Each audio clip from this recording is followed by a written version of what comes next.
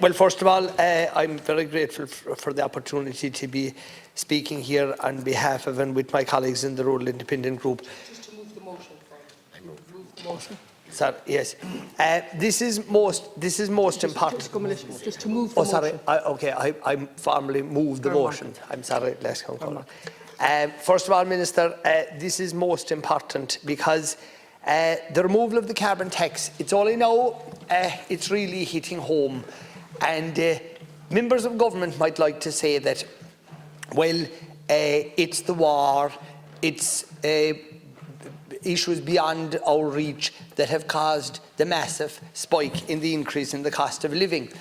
But the way I look at the carbon tax now and what's happening again in May, and this is why my colleagues and Deputy Matthew McGrath, that we were always very forceful of our concerns over carbon tax in the first instance. I'm not a climate change denier. I'm not a person that's saying that we shouldn't be doing and taking measures to protect our environment. When we're talking about carbon, and it amazes me, just one simple measure that nobody seems to look at. If you take, for instance, today in Ireland, Minister, how many bottles of plastic milk are inside in shops and going home into homes this evening? And it's not that many years ago, the people that were there before us, of course, were very, very smart. They didn't put milk into plastic containers when milk did start to be sold in shops. It was sold in glass bottles. The bottles were returned. There was a levy put on them and a couple of pence, and people returned them. They were washed and given back and used again. If tomorrow morning we were to stop the use of plastic bottles, could you imagine the massive saving that would have on our environment?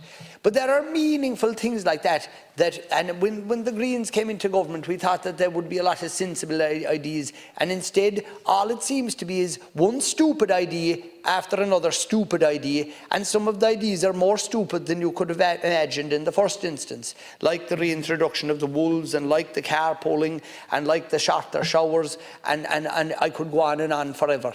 But I mean sensible measures like that. We have a minister in charge of forestry who managed to plant 360 hectares of forestry last year instead of the 8,000 hectares that it said in the programme for government. I mean, what is that? Only politicians asleep at the wheel and asleep at the head of their department.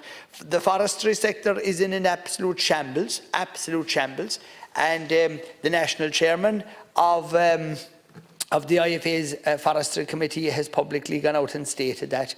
And there is no notice whatsoever being taken of big issues like that when it comes to carbon and when it comes to the fact of trying to reduce the carbon.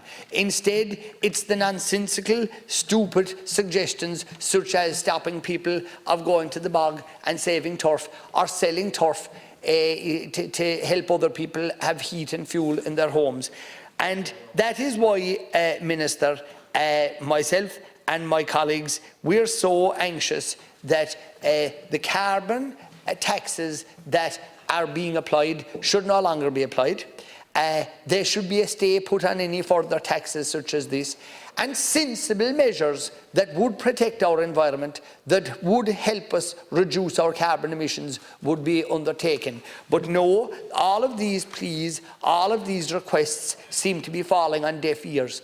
Our farmers, for instance, they to me are the real environmentalists. It's not somebody in the Green Party, or it's not somebody with a badge up on their back saying, you know, I'm from an environmental agency or an environmental group. They're not the real environmentalists at all. The real environmentalists in Ireland are our fishermen, they're our farmers, they're the people who own land.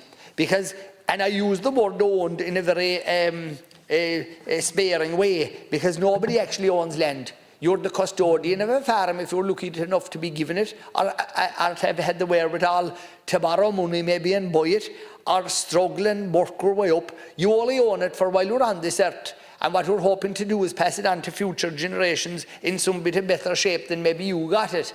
The same thing with the fishermen. They're traditional fishermen who have worked hard and had a hard living trying to survive from our waters. They're the real people who understand the environment. They're the real people who know what's good for the environment. They don't do harm to the environment, you know. The exact opposite. They try to protect it. They try to enhance it. They try to improve it. Look at how many farmers in Ireland have been involved in agri-environmental schemes over the years, whether it was the different types of reps, all of the different schemes where they planted hedgerows, where they put out bird boxes, where they protected water streams by fencing them off. They've done everything to improve, put in more storage facilities for their effluent, and they operate their farms to the best standard that they possibly can. And what thanks do they get for it? All they get is kicked by government and accused of being a part of the problem. They're not a part of the problem. They are the solution. And to me, they're the absolute solution. That is why this motion is so important. This is why we want to highlight what is happening and the folly of what is coming out of government and the three parties that are in it. To be honest with you, between the whole lot of you, you've done more harm, in my opinion, to the environmental movement in Ireland and throughout the rest of the world because of making us a laughingstock. If you look at, for instance, we need an LNG facility desperately badly. In 2019, Fine Gael appointed a committee to see what we should do with regard to energy security. What did they come back and say? It was under Richard Bruton. They said, yes, we should have an LNG facility and it should be a non-commercial facility. We have an ideal place in North Kerry, in the Tarbert estuary, and we want to see an LNG facility being provided there. And what does the Taoiseach come out with? Only completely contradicts what his own party's committee has said we should have. I mean, talk about mixed messages. And then last week, of course, we had the debacle where the Minister Ryan went on the radio one day and said from the 1st of September he was banning the sale of turf. Then the following morning, the Taoiseach said, no, that's being delayed. Then the next day, Minister Ryan went on the radio again and said, no, it was not being delayed. I mean, talk about, if he were a dog with rabies chasing your tail, you wouldn't appear as confused as what he actually are.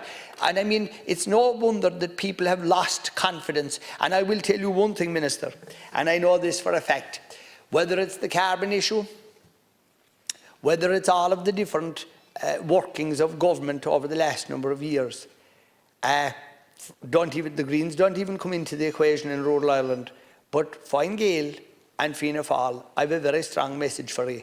You have lost rural Ireland, and I mean that.